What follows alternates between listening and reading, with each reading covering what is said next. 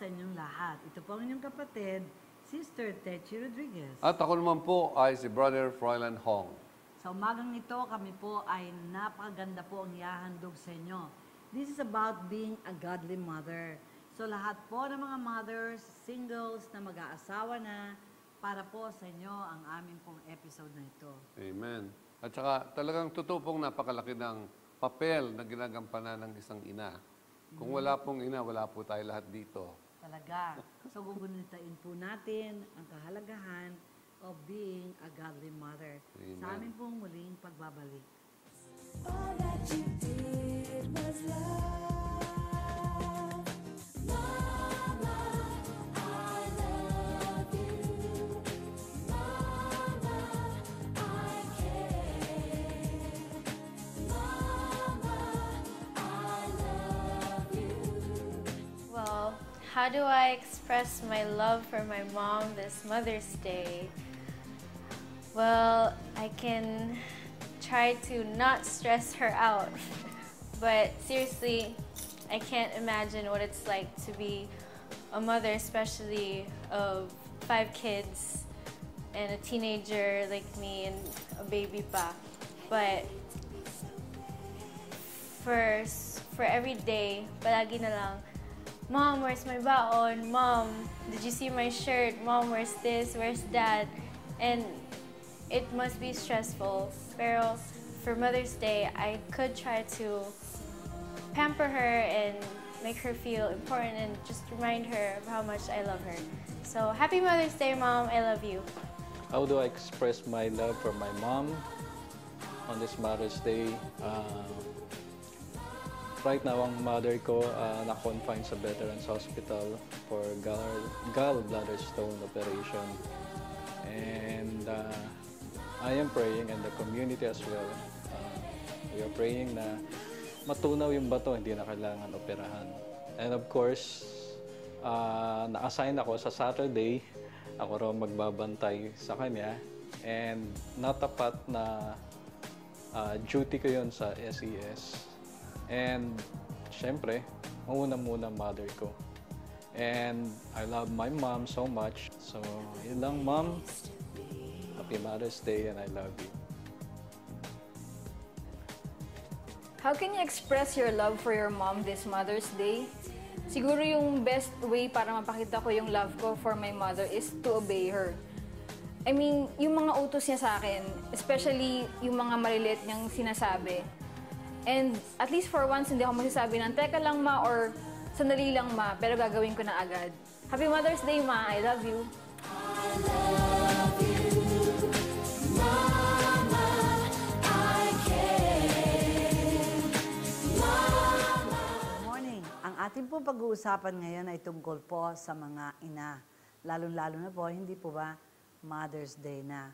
So being a godly mother, at ating pong pag-aralan kung paano po maging isang huwarang ina. Sa Ezekiel 16:44, see everyone who makes proverbs will make this proverb about you, like mother, like daughter. Ayan. So may responsibility po ang isang ina in growing more difficult daily. But God's Word give us a clear job description of what a mother is supposed to do. Napakahirap po talaga for a mother to accomplish this revealed responsibility. Yun nga po, ang unang-una po ay being a role model. A godly mother needs to train her children to reflect God's glory as they reflect the mother. Katulad nga po ng ating nabasa kanina, like mother, like daughter, like father, like son. Ano po bang definition of a mother? The common understanding of mother is one who gives birth, hindi po ba? Yung bang nanganganak. At marami pong mga tao, akala nila yun lamang po ang definition nito. Kundi, a mother carries a baby inside her womb for approximately 9 months and then goes through the painful process of delivery. God is right there through it all. Psalm 71 verse 6. On you I have defended since birth. From my mother's womb, you are my strength. My hope in you never wavers.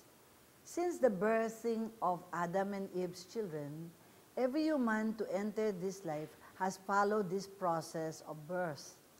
Even Jesus Christ, the Son of God, in Galatians 4 verse 4, without the hand of God, the miracle of giving birth could never take place. Ano po ba ang mga plano ng Panginoon sa mga ina? Pakinggan po natin. God's plan for mothers. The first mention of mother in the Bible comes when Adam gave his wife a name. He had called her a woman because she was taken out of man. Hindi po ba sa kanyang rib? Genesis 2:23. But after this, ano po ba nangyari? Sila po ay nag-disobey. And after their disobedience to God, then yung kanilang role in the garden, Adam called his wife Eve because she was the mother of all living. Mababasa po natin ito sa Genesis 3 verse 20. So si Eva po, or si Eve, became a mother through sorrow and pain. Not because that was how God wanted it, di po ba? But because of her disobedience in Genesis 3:16. Kaya sila po ay naparusahan at isa po sa parusa nito, yung childbirth became a time of suffering and often death. Genesis 3:5-7. There is more to becoming a real mother, brothers and sisters, than giving birth. Like for example, a young girl with no husband and no understanding about raising a child can also give birth. But a mother is much more than this. By study of the biblical culture, we learn more about God's plan for mothers. So tingnan po natin ano po ang sinasabi ng Biblia at ito po ay basahin natin sa Proverbs 30:17 and Proverbs 31 verse 1. The father had the major responsibility upang i-train ang kanyang mga anak, training of children. But the mother was supposed to be his helper or to help him. Among God's people in His plan, a mother was very important. Sinasabi nga po nila, siyang ilaw ng tahanan. A woman's responsibility to her future children begins with choosing the right man for a husband. It is here she decides what type of a person is going to lead her spiritually and in every other area of life until her death. And this is one of the most important decisions a woman will ever make. Hindi po ba? Since God has ordained that the husband is the head, okay, binigay po itong kapangyarihan ito sa lalaki, hindi po sa babae, of the family. So, God in the beginning established the headship to man. If a woman makes a mistake in choosing a mate, she's bound for trouble. Now, paano po ang gagawin natin mga babae? How should a woman go about choosing her husband? The one who will be the father of her children. Ang una po natin dapat malaman is that she must base her decision on the guidelines given in the Word of God. Ang unang rule, marami po itong mga rules, unahin muna natin itong rule number 1. Do not unequally yoke with unbeliever. 2 Corinthians 6:14-17. Ayan po. Do not be yoked with those who are different with unbelievers. For what partnership do righteousness and lawlessness have? Or what fellowship does light have with darkness? What accord has Christ with Belial? Or what has a believer in common with an unbeliever? So, ito po ay maliwanag na sinasabi sa atin ng Panginoon dahil po tayo templo niya. Now, in this verse, it is clear that Christians must not follow yung pong trend ng daigdig, kung anong sinasabi ng daigdig. A woman should take her time and be very sure that the man that she's going to choose to marry, number one po ay loves the Lord. A God-fearing man. Napakaganda po yan ang hahanapin natin. Ang taong may takot sa Diyos. Napakabuting tao yon kapag may takot sa Diyos. And is following in His footsteps. Nangangahulugan po ba dapat ay mga charismatic, renewed, dapat po ba Christian? Ang ibig ko po sabihin na may takot sa Diyos, ang tao po na may takot sa Diyos, hindi lamang po yan involvement sa church o involvement na sisilbi tayo sa community. Ang may takot sa Diyos ay ayaw niya po magkasala kasi nahihiya po siya sa Diyos na magkasala siya. To know this, she will need to spend time in prayer. Paano po natin hihingin sa Lord na tama po magiging decision natin, tama po yung taong ating nagugustuhan, ay through prayer. And then, napaka-importante din po, tinatawag natin fasting. Fasting is one of the best methods given in the Scripture for putting down the desires of self and lifting up God's will as the most important. So, kapag ang babae earnestly seeks the face of God, He will answer her. God knows things about the person she's planning to marry that no one else knows. After all, God made that man. So, seek God's will for your partner. When a woman fails to seek God's will and does not take the time to get to know the principle and life practices of the one she plans to marry, ano po mangyayari? Magsasuffer po tayo ng maraming heartaches and disappointments later. Kaya, sikapin po nating hanapin ang mga gusto ng Diyos, ang kanyang kagustuhan for our marriage is a vital step for all women who desire to be godly mothers someday. So a woman must have a godly husband as head of the home if she's going to fulfill her role as a mother properly.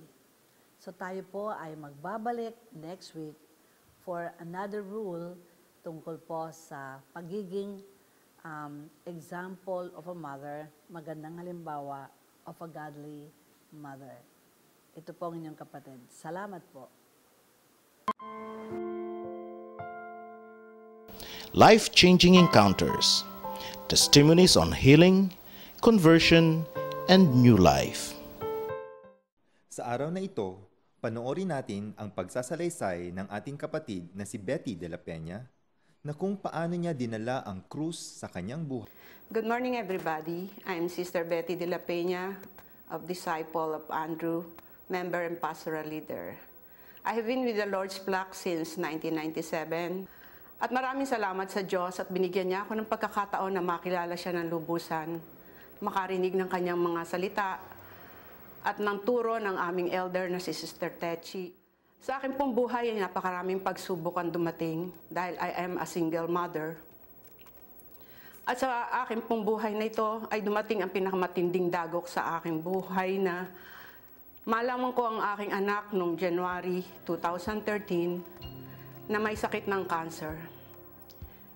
Bilang ina sa akin pong lumang buhay, ako po ay palaging warrior. Konting problema ay akin po talagang dinidibdib ng gusto hanggang sa hindi po ako nakakatulog.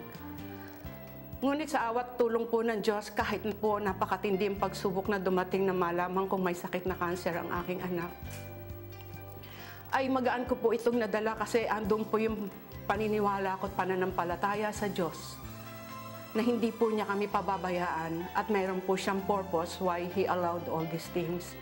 Sabi nga po sa Romans 8:28, everything works for good for those who love God, who are called according to His purpose. Nung malaman ko po ito, nabagabag din po ako. Dahil unang-una po, nandun po kami sa yugto ng buhay na financially struggling. Dahil po yung aking business ay talaga pong medyo nawalan po ng income o bumaba po ang income. Pero hinipo po ng Diyos ang aking mga kapatid, especially po ang aking ina, na nandun po sa USA. At sila po ang tumulong sa amin upang matugunan po ang lahat ng pangangailangang pinansyal ng aking anak. Meron man po siyang health insurance, but alam po ng lahat na ang sakit na cancer, hindi po kakasya ang maliit na amount. So sa awat tulong po ng Diyos, nakaraos po ang aking anak at ako po'y lubusang nagpapasalamat sa Diyos dahil po sa ngayon, siya po ay alam ko po naniniwalang pinagaling na ng Diyos dahil ang kanya pong mga laboratory results, especially ang CT scan niya, lahat po ay normal, ang liver, ultrasound, and everything na kailangan pong kuhanin sa kanya sa laboratory at medical exams, puro po normal. Napakahirap po, lalo na po nung ang aking anak ay kalbo na payat. Wala po akong ginawa noon na ako hindi manalangin dahil hindi ko po gusto makita ng aking anak na umiiyak ako. Kaya po pagka ako umuwi sa bahay, doon po ako umiiyak kay Lord. At ang Diyos po ay talagang napakabuti. He always console me. He always give me hope. At siya po ang talagang tumulong sa akin upang mapagtagumpayan ng pagsubok na ito. Alam ko po na kayong mga nakikinig na mga magulang, especially ang ina, kapag ang anak ay may sakit, lalo't cancer, napakahirap po ito. Kaya po, kayo po ay aking inaanyayahan na makipagrelasyon din po sa Diyos. At siya po ang talagang tutulong sa atin. Wala nang iba. May pera man kayo, at kayo man ay may power o powerful man kayo o ano man, malakas man kayo. Pero kung walang Diyos na tutulong, walang kwenta ang lahat ng ito sa atin. Andito po ako at nagpapatunay sa inyo ang kadakilaan at pagmamahal ng ating Panginoong Hesukristo.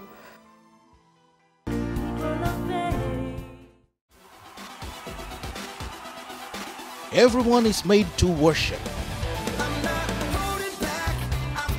Come and join us in enhancing our relationship with God. Let us sing and dance to the glory of our Lord. Every Friday, 7:30 in the evening at the Heritage Sanctuary. See you there.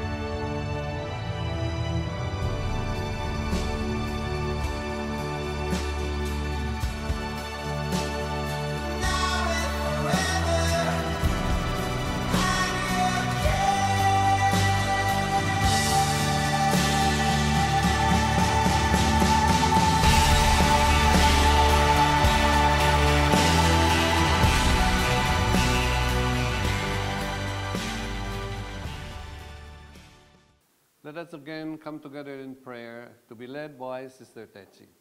Together, we're going to lift up our prayers for all of you, and I pray that we will have one faith in God, one voice, He will hear us. So samahan niyo po ako sa isang panalangin. In the name of the Father, and of the Son, and of the Holy Spirit. Amen. Amen. Father God in heaven, we thank you so much for all the mothers that are presently joining us in our prayers. Not only the mothers, but also, Lord, the singles that are choosing for the right partner to be their marriage partners. And also the would-be mother, Lord, and the mothers that have, Lord, been gone. We pray, Father, that at this moment you will touch all the mothers that are presently sharing in this prayer. As the Proverbs 31 says, who can find the virtuous and capable wife? She is more precious than rubies. Her husband can trust her, and she will greatly enrich his life. She brings him good, not harm, all the days of her life. She finds wool and flax, and busily spins it. She is like a merchant's ship, bringing her food from afar. She gets up before dawn to prepare breakfast for her household and plan the day's work for her servant girls. She goes to inspect a field and buys it. With her earnings, she plants a vineyard. She is energetic and strong and hard worker. She makes sure the dealings are profitable. Her lamp burns late into the night. Her hands are busy spinning thread, her fingers twisting fiber. She extends a helping hand to the poor and open her arms to the needy. She has no fear of winter for her household, for everyone has warm clothes. She makes her own bedspreads. She dresses in fine linen and purple gown. Her husband is well known at the city gates, where he sits with the outer civic leaders. Charm is deceptive and beauty does not last, but the woman who fears the Lord will be greatly praised. Reward her for all she has done. Let her deeds publicly declare her praise. Father, we thank you that you have given us your words concerning a godly woman, a godly mother. We thank you for all our earthly mothers as well, for taking care of us and giving birth to us. Lord, sa mga inang pumanaw na at hindi na po namin kasama, muli nagpapasalamat po kami sa lahat ng kanilang ginawa para sa amin. At nawa ang lahat po ng mga naghahanap pa ng kanila pong mapapangasawa. Lord, nawa gabayan mo po sila ng banal mong Espiritu Santo ng mga salita mong banal upang di po sila magkakamali sa pagpili ng dapat pong maging asawa nila. Marami rin po salamat, Panginoon, sa aming mga ama. Thank you so much for all the fathers. And I ask you to please bless every family that are now praying with us. And Father, bless them 100-fold in abundance in all areas of their lives. Thank you again for being here with us, and thank you for the gift of life. And in Jesus' name, Father, we pray. Amen. Amen. In the name of the Father, the Son, and the Holy Spirit. Amen. Amen. Napakabilis po ng oras, hindi po ba? At ngayon, alam namin na kayo po lahat ay na-bless sa ating pong episode na ito. Diba? Napakaganda kasi ng mga tinatalakay natin kasi nakaka-relate sila dun sa topic, di ba? Pero kailangan batiin ko muna lahat ang mga ina na nanonood ngayon, pati yung hindi nanonood. Happy Mother's Day to all of you. Yay! At dapat nga pala, babatiin din kita ng Happy Mother's Day. Ay, salamat. Akala ko nakalimutan mo. I'm a mother to Nick. Okay? So, Hindi, thank you're you. the mother of our community. Oo nga. Di Okay, ba? ang dami nyo nga eh. No? Thank you, Brother Froy, and thank you sa mga nag-greet sa akin. Ang dami na nag-greet sa akin talaga. Thank you. And sana po naman na ibigan nyo ang aming pong episode na Being a Godly Mother. Part 1 pa lang yan. At kami ay merong Part 2 and Part 3. Yun. Marami po tayong tatalakayin, kaya wag po kayong aalis. At ano yan natin sila? Tumawag po kayo, text a prayer. Pag may prayer request kayo, mag-email kayo sa amin. Visit our website.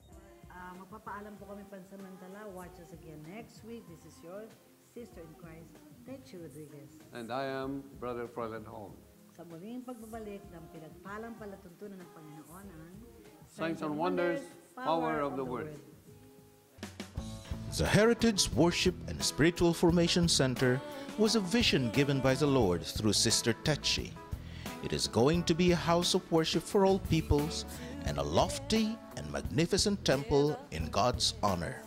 We would like to encourage you to be a partner in God's vision. Send your donations to Bank of Commerce, Lord's Flock Heritage, account number 01000000946-1. Harvest of souls.